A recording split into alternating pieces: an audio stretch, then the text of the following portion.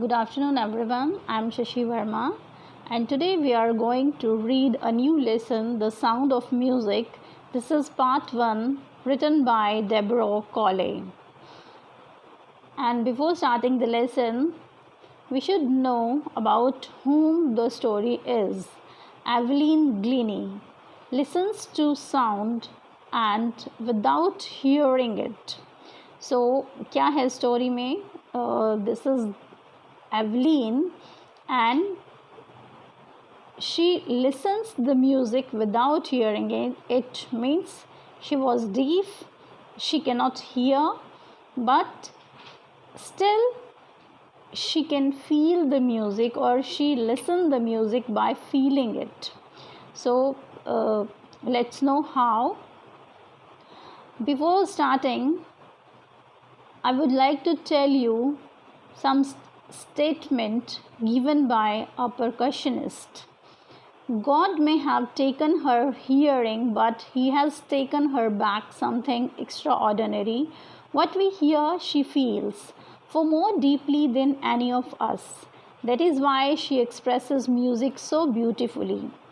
So, क्या इसमें कहा गया है? एक परकशनिस्ट हैं जिन्होंने ये वर्ड्स, ये स्टेटमेंट्स एवलिन के लिए कही है कि गॉड ने उसकी हियरिंग पार्ट ले ली है, बट बदले में उसको एक्स्ट्रा ऑर्डिनरी कुछ दे दिया है.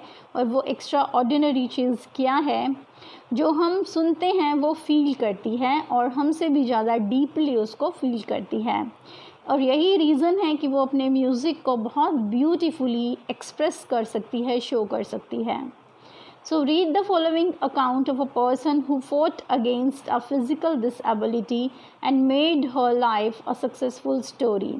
और हम इस लेसन में हम पढ़ेंगे कि कैसे ये फिज़िकली हैंडीकैप्ड गर्ल है जिसने अपनी इस एक्स्ट्रा ऑर्डिनरी पावर को यूज़ किया और अपनी लाइफ को एक सक्सेसफुल स्टोरी में कन्वर्ट किया. Let's start it. Rush as crowds jostle for position on the underground platform. So story कहाँ से स्टार्ट होती है? स्टोरी स्टार्ट होती है एक ट्रेन प्लेटफॉर्म से.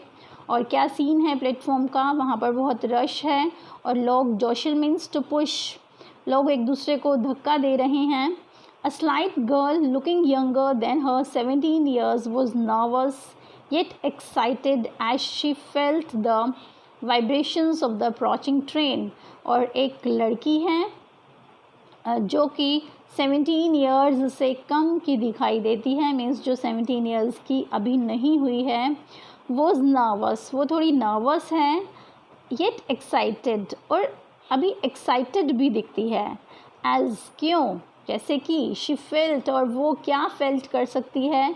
जो अप्रोचिंग ट्रेन है, मीन्स जो ट्रेन आ रही है उसकी वाइब्रेशंस को वो फील कर सकती है. सो इसीलिए वो नर्वस भी है क्योंकि वो फर्स्ट टाइम कहीं जा रही है और कुछ ऐसा करने जा रही है. क्या करने जा रही है वो हम अभी देखते हैं. Then it was her first day at the prestigious Royal Academy of Music in London. और क्यों वो नर्वस है, एक्साइटेड है? क्योंकि उसका रॉयल अकेडमी ऑफ म्यूज़िक जो कि लंदन में है, वहाँ पर आज उसका फर्स्ट डे है. And daunting enough for any teenager fresh for a Scottish form. और क्योंकि वो स्कॉटिश गर्ल है, सो एक टीनेजर के लिए इतना डॉन्टिंग मीन्स फ्राइटन, इतना डरा हुआ होना तो इनफ है. But this aspiring musician faced a bigger challenge than most. She was profoundly deaf. और परंतु ये जो एस्पायरिंग म्यूजिशियन है उसने एक बहुत बड़ा चैलेंज, सबसे बड़ा एक चैलेंज फेस किया है. और उसका रीज़न क्या है? कि वो प्रोफाउंडली, कि वो पूरी तरह से डीफ है. Evelyn Glennie's loss of hearing had been gradual. कि अब उसकी लॉस ऑफ हियरिंग, कि वो कैसे डीफ हुई, उसके बारे में ये बताया हुआ है कि एवलिन जो है ग्रेजुअल मीन्स स्लोली, धीरे धीरे वो डीफ हुई. Her mother remembers noticing something was wrong when the 8-year-old Evelyn was waiting to play the piano. और उसकी मदर ने ये नोटिस किया, उसकी मदर को याद है कि उसने इसको कब नोटिस किया कि वो डीफ है. जब वो 8 इयर्स की थी और पियानो प्ले करने के लिए वेट कर रही थी, तब उसकी मदर ने नोट किया कि कुछ गलत हो रहा है. They called her name and she didn't move. और क्या हुआ था कि उन्होंने उसका नाम लिया परंतु उसने मूव नहीं किया. I suddenly realized she hadn't heard, says Isabel Glennie. और Isabel Glennie, who she is? She is mother of this Evelyn. So उन्होंने वो कहती हैं कि हमने उसका नाम लिया परंतु उसने मूव नहीं किया, तो सडनली मैंने रियलाइज़ किया कि वो सुन नहीं रही है, उसने नहीं सुना. For quite a while Evelyn managed to conceal her growing deafness from friends and teachers. और कुछ टाइम एवलिन ने, कंसील होता है हाइड करना, छुपाना, उसने अपनी डीफनेस को अपने फ्रेंड्स और टीचर से कंसील किया, हाइड किया, छुपाया. But by the time she was 11 her marks had deteriorated. But जब वो 11 इयर्स की थी तो क्या हुआ, उसके मार्क्स डिटेरियोरेट यानी कम होने शुरू हो गए. And her mistress urged her parents to take her to a specialist. और हेड मिस्ट्रेस ने उसके पेरेंट्स को बुलाकर कहा कि उसको किसी स्पेशलिस्ट को दिखाया जाए. urged means होता है to wish. It was then discovered that her hearing was severely impaired as a result of gradual nerve damage. और जब स्पेशलिस्ट को दिखाया गया तो ये पाया गया कि उसकी हियरिंग सीवियरली इम्पेयर्ड मीन्स बहुत बुरी तरह से डैमेज हो चुकी है, और as a result of nerve damage. और कैसे डैमेज हुई है, उसकी जो नर्व है वो धीरे धीरे डैमेज हुई है जिससे कि अब वो सुन नहीं सकती. They were advise that she should be fitted with hearing aids and sent to a school for the deaf. और उन्हें ये एडवाइज़ किया गया कि उसे हियरिंग एड्स दी जाए, मीन्स हियरिंग एड्स यूज़ करे, और उसको एक deaf the school that meant for deaf person, उस स्कूल में इसको भेजा जाए. Everything suddenly looked back says Evelyn. और एवलीन कहती है कि ऐसा हो गया जैसे कि सब कुछ पीछे रह गया हो. Then but Evelyn was not going to give up. परंतु एवलीन गिव अप नहीं करने वाली थी. Give up means lose hope छोड़ना, आशा छोड़ना, पर वो होप नहीं छोड़ने वाली थी. She was determined to lead a normal life. वो एक नॉर्मल लाइफ जीने के लिए डिटर्मिन्ड थी. मीन्स डिटर्मिन्ड होता है दृढ़ निश्चय करना. सो उसने अपने आप से निश्चय किया कि वो एक नॉर्मल लाइफ लीड करेगी. And pursue her interest in music. और म्यूज़िक में जो उसका इंटरेस्ट है उसको परस्यू करेगी, मीन्स फॉलो करेगी. One day she noticed a girl playing a xylophone and decided that she wanted to play it too. और एक दिन उसने नोटिस किया कि उसने एक दिन एक गर्ल को ज़ाइलोफोन बजाते हुए, प्ले करते हुए देखा, और उसने डिसाइड किया कि वो भी यही प्ले करेगी. Most of the teachers discouraged her, but percussionist Ron Forbes spotted her potential. So बहुत सारे टीचर्स ने उसे डिस्करेज किया कि वो ऐसा नहीं कर सकती है. डिस्करेज होता है साहस को कम कर देना, डिस्करेज करना, साहस को कम करना. देन बट एक परकशनिस्ट जिनका नाम रॉन फॉर्ब्स हैं, उन्होंने उसके पोटेंशियल को पहचाना कि वो ये कर सकती है. He began by tuning 2 large drums to different notes. यहाँ से थोड़ा सा ध्यान से आपको सुनना है क्योंकि यहाँ से ये क्वेश्चन आता है that how did Evelyn started listening music. कैसे उसने म्यूज़िक को सुनना शुरू किया. सो ये यहाँ से क्वेश्चन बनता है, इसको ध्यान से सुनेंगे. He began by tuning large drums to different notes. अब ही किसके लिए है यहाँ पे, रॉन फॉर्ब्स के लिए, कि जो कि उसके ट्रेनर रहे हैं. सो इन्होंने क्या किया, इन्होंने 2 लार्ज ड्रम्स को डिफरेंट नोट्स पर प्ले किया. डोंट, और इस एवलीन को कहा don't listen through your ears, कि इसको अपने कानों से नहीं सुनना है, मीन्स वहाँ से सुनने की कोशिश नहीं करनी है. He would say try to sense it some other way, कि किसी और तरीके से इसको सुनने की कोशिश करो, मीन्स फील करने की कोशिश करो. Says Evelyn, suddenly I realised I could feel the higher drum from the waist up and the lower one from the waist down. और एवलिन कहती है कि सडनली, अचानक मैंने रियलाइज़ किया, महसूस किया कि मैं हायर नोट्स को वेस्ट के ऊपर वाले हिस्से से फील कर सकती हूँ, और जो लोअर नोट्स है उसको मैं वेस्ट के नीचे वाले हिस्से से फील कर सकती हूँ. फॉर्ब्स रिपीटेड द एक्सरसाइज, तो ये सुनने के बाद फॉर्ब्स ने इसी एक्सरसाइज को फिर से रिपीट किया. And soon Evelyn discovered that she could sense certain notes in different parts of a body. I had learned to open my mind and body to sounds and vibrations. और जल्दी ही Evelyn ने पाया कि वो अपनी different notes को अपनी body के डिफरेंट पार्ट्स में फील कर सकती है. और वो कहती है कि मैंने ये सीखा कि कैसे अपने माइंड को, अपनी बॉडी को साउंड्स और वाइब्रेशंस के लिए ओपन करना है, मीन्स कैसे उन्हें फील करना है. The rest was sure determination and hard work. और वो कहती है कि जो रेस्ट पार्ट है, अभी फीलिंग तो उसने स्टार्ट किया, फील करना मीन्स हियरिंग उसने स्टार्ट किया, बट बाकी का जो काम है that depends on the her determination and hard work, कि वो कितना हार्ड वर्क या डिटर्मिनेशन करती है. She never look back from that point on words. और इस पॉइंट पर आकर उसने कभी भी पीछे मुड़कर नहीं देखा. She toured the United Kingdom with the youth orchestra, and by the time she was 16 she had decided to make music her life.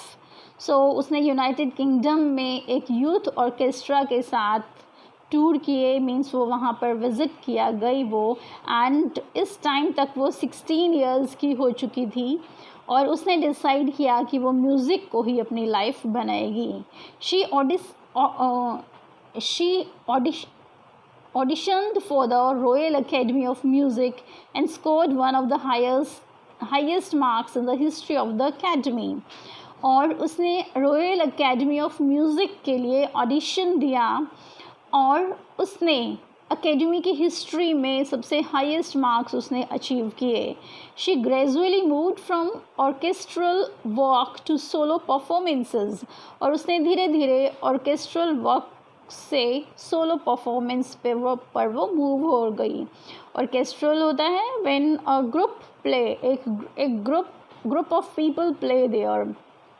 Okay. At the end of her 3-year course she had captured most of the top awards. और इस 3 साल के period में उसने बहुत सारे top awards gate किए. And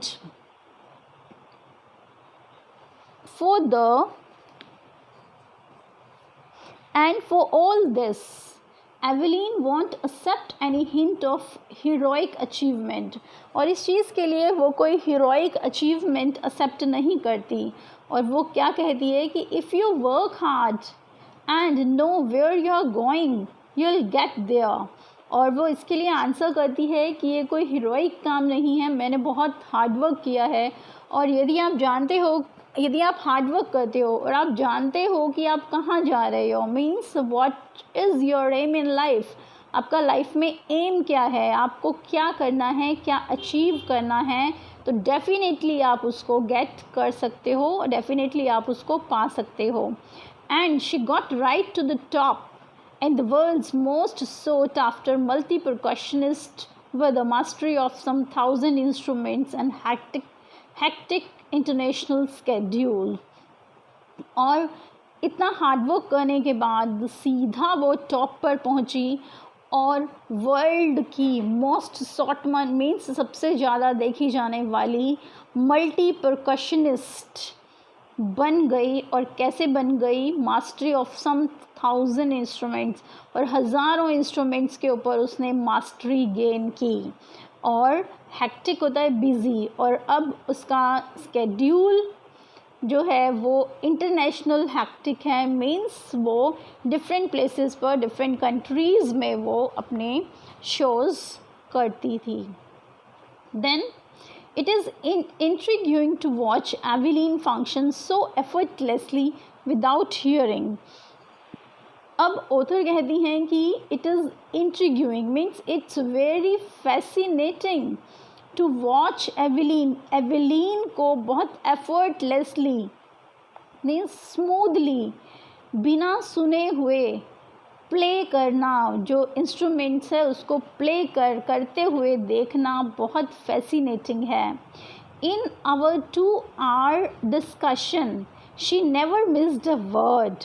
अब ऑथर कहती है कि मैंने उससे 2 hours 2 घंटे मैंने उससे डिस्कशन किया और उसने एक वर्ड भी मिस नहीं किया। और दो she was deaf men with men with bushy beard give me trouble, she laughed। और वो हंसते हुए उसने कहा कि जो men हैं, जो बुशी बियर्ड यानी जिनकी बियर्ड दाढ़ी बुश की तरह से है मीन्स घनी दाढ़ी है, वो मेरे लिए ट्रबल हैं। कैसे? It is not just watching the lips, it's the whole face, specially the eyes. So वो क्या कहती हैं, अब थोड़ा सा हम यहाँ से आइडिया कर सकते हैं कि वो किस तरह से जैसे ऑथर ने कहा कि उसने एक वर्ड भी मिस नहीं किया, यानी ऑथर ने जो बोला वो सब कुछ समझ गई, तो कैसे उसने समझा होगा, वो अपने स्पीकर की लिपसिंग यानी लिप्स की मूवमेंट को रीड करती थी, उसके फेस को रीड करती थी और स्पेशली आइज़ को रीड करती थी। And this is the extra ordinary part of this girl कि जब हमारे पास हमारी 5 सेंसेस में थे कोई भी एक सेंसेस नहीं होती है तो एक एक्स्ट्रा ऑर्डिनरी सेंस अपने आप उभर के आ जाती है। और ये डिपेंड करता है कि हम उस एक एक्स्ट्रा ऑर्डिनरी सेंस को किस तरह से यूज़ करते हैं, जो यहाँ पर एवेलिन ने बहुत अच्छे से उसको यूज़ किया है। तो वो लिसनिंग के लिए लिसनर के लिप्स को रीड करती थी, उसके फेस और स्पेशली आइज़ को वो रीड करती थी। शी स्पीक्स, और वो उसने बुशी बियर्ड इसलिए कहा कि बियर्ड से यदि बियर्ड घनी है, ज़्यादा है, तो उस half of the face is covered with the beard, so she can not get that person, वो उस पर्सन के एक्सप्रेशंस को अच्छे से नहीं देख पाती है। That is the problem with bushy beard man, that's why she said this. Then she speaks flawlessly with a Scottish lilt. Lilt होता है tone, a way of speaking, और वो स्कॉटिश में बोलती थी। सो ऑथर कहती हैं कि वो बहुत स्कॉटिश लिल्ट में वो बहुत फ्लोलेसली उसने बात करती है। My speech is clear because I could hear till I was 11। और जिस बात के लिए स्पीकिंग के लिए उसने कहा कि मेरी स्पीच क्लियर है क्योंकि मैं 11 साल की उम्र तक सुन सकती थी। But that doesn't explain how she manage to learn French and master basic Japanese. परंतु ये एक्सप्लेन जो है नहीं उन्होंने किया कि कैसे उन्होंने फ्रेंच और मास्टर बेसिक जापनीज़ सीखा। As for music she explains it pours in through every part of my body. और म्यूज़िक के लिए उन्होंने एक्सप्लेन किया कि पोर्स होता है उड़ेलना।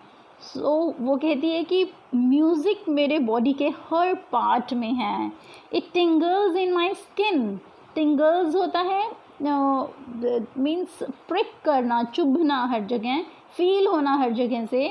वो कहती है कि मेरी स्किन में म्यूज़िक टिंगल करता है, प्रिक करता है। मैं जैसे कहीं पे कोई भी चीज़ चुभती है तो हर जगह से, वो कहती है कि म्यूज़िक जब बजता है तो मुझे अपनी बॉडी के हर पार्ट से फील होता है। अब कैसे फील होता है वो यहाँ पर हमें बताएगी। My cheek bones and even in my hair. वो कहती है कि मेरी चिक बोन्स यानी गाल की जो हड्डियाँ होती हैं दैट इज़ चिक बोन्स, और मेरे हेयर्स, उनसे भी वो कहती है कि मैं म्यूज़िक को फील कर सकती हूँ। When she plays xylophone, she can sense the sound passing up the stick into her fingertips. वो कहती है कि जब मैं xylophone प्ले करती हूँ तो मैं अपनी फिंगर टिप्स से साउंड की वाइब्रेशंस को फील कर सकती हूँ। By leaning against the drums, she can feel the resonance flowing into her body. और वो कहती है जब वो ड्रम प्ले करती है, ड्रम बीट करती है, तब जब वो लीनिंग होता है झुकना, उसके ऊपर झुक के जब वो ड्रम्स के ऊपर अगेंस्ट झुकती है तो वो जो रेजोनेंस, जो वाइब्रेशंस आती है उसको अपनी बॉडी से फील कर सकती है। और ये अभी हमने बताया कि किस तरह से वो कौन सी नोट्स को किस बॉडी पार्ट से फील करती थी। On a wooden platform, she removes her shoes so that the vibrations pass through her bare feet and up her legs. और ऑथर ने बताया कि जब वो वुडन प्लेटफॉर्म पर होती है तो वो अपने शूज़ रिमूव कर देती है, निकाल देती है और बेयर फीट वहाँ पर जाती है ताकि वाइब्रेशंस को अपने वो फीट के थ्रू, अपने लेग्स के थ्रू वो फील कर सके। Not surprisingly, Evelyn delights her audience. और इसमें कोई सरप्राइज़ नहीं है कि एवेलिन अपने ऑडियंस को डिलाइट मीन्स हैप्पी करती है। इन 1991 she was presented with the royal Philharmonic societies prestigious soloist of the year award. और 1991 में उसको ये अवार्ड मिला, says master percussionist James blade. और तब एक मास्टर परकशनिस्ट हैं जिन्होंने जेम्स ब्लेड जिनका नाम है, जिन्होंने इसके बारे में कहा, God may have taken her hearing but he was given her back something extraordinary. What we hear she feels far more deeply than any of us. That's why she expresses music so beautifully. कि God ने उसकी hearing ले ली है but उसको कुछ extra ordinary चीज़ दे दी है। और वो क्या है कि जो हम सुन सकते हैं वो फील करती है और हमसे कहीं ज़्यादा डीपली वो उसको फील करती है। और यही रीज़न है कि वो बहुत ब्यूटीफुली म्यूज़िक को एक्सप्रेस करती है। और ये काम हम करके भी देख सकते हैं। आप अपने ईयर को पूरी तरह से बंद करें, ईयरबड लगाकर या किसी भी तरीके से, आप फील करेंगे अपनी ब्रीदिंग को, देन अपनी हार्ट बीट को। और जबकि जब हम बाहरी आवाज़ें सुनते हैं तो हम इन चीज़ों को फील नहीं कर सकते। Do it as an experiment की तरह इसको करके देखो, then you can feel and feel better I think.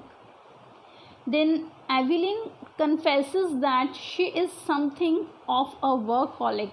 और एवेलिन ने ये कन्फेस किया कि वो वर्कहॉलिक होता है, काम का नशा। वो कहती है कि मैं वर्कहॉलिक हूँ, मुझे काम करने का नशा है। I have just got to work, कि मुझे बस हमेशा काम में ही रहना है। Often harder than classical musicians. और वो कहती है कि क्लासिकल म्यूजिशियंस से भी हार्डर वर्क मैंने करना है। But the rewards are enormous. वो कहती है कि परंतु उस रिवॉर्ड्स, इनाम उसके बहुत सारे हैं, इनॉर्मस हैं। Apart from the regular concerts के अलावा, अपार्ट फ्रॉम मीन्स अलावा, Evelyn also gives free concerts in prisons and hospitals. Evelyn prisons और हॉस्पिटल्स में फ्री कंसर्ट्स देती है। शी क्यों देती है? To happy to delight that person. She also gives high priority to classes for young musicians.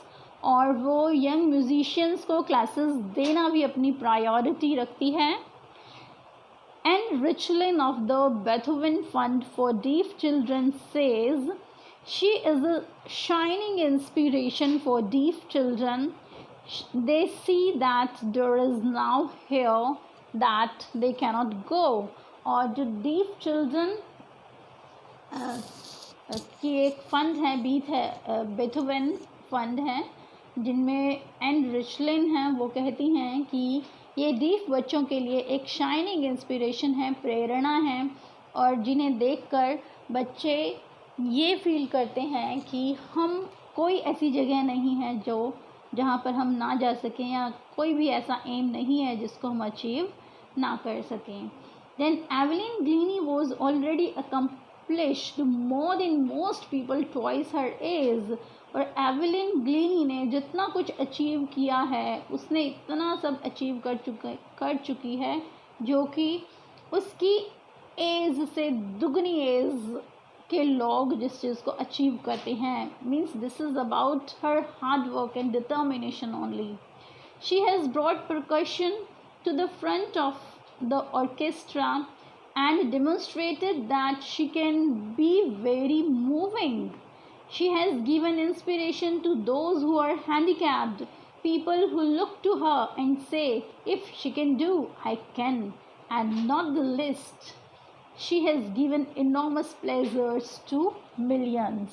और क्या उसके बारे में कहा गया कि उसने बहुत सारी प्रेजेंटेशंस, बहुत सारे शोज़, डेमोन्स्ट्रेशंस दूसरों के सामने दिए हैं और उन सब के लिए एक प्रेरणा बनी है। किन सब के लिए? हैंडीकैप्ड लोगों के लिए एक इंस्पिरेशन, एक प्रेरणा बनी है। और जिसको देखकर लोग ये कहते हैं कि यदि डीफ होते हुए भी वो इसको इतनी फ्लोलेसली, इतने अच्छे से कर सकती है, तो मैं क्यों नहीं, मैं भी कर सकता हूँ। And this is the inspiration कि एक काम यदि कोई कर सकता है तो I can also do, this is the real inspiration. और वो उसने मिलियंस ऑफ लोगों को एनॉर्मस प्लेजर यानी बहुत ज़्यादा खुशी दी है। So this is about the story students, and she is the author of this story and her name is Deborah Cole. And Deborah Cole, she was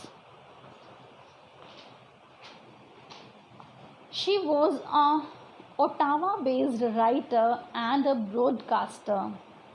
She had been a famous writer of her period who traveled across the world writing articles for Reader's Digest. और ये Ottawa based writer and broadcaster हैं और TV पर भी इन्होंने काम किया है, दैट इज़ मीन्स ब्रॉडकास्टर। और वो बहुत फेमस राइटर हैं जिन्होंने कि पूरे वर्ल्ड वाइड उन्होंने ट्रेवल किया है और बहुत सारे आर्टिकल्स लिखे हैं रीडर्स डाइजेस्ट के लिए। But it is a thing of sadness that she is not amongst अस, वो अब हमारे बीच में नहीं हैं। And she was died when she was 43 years old. So I hope students you have understood the story, and you got the inspiration of this story. So thank you.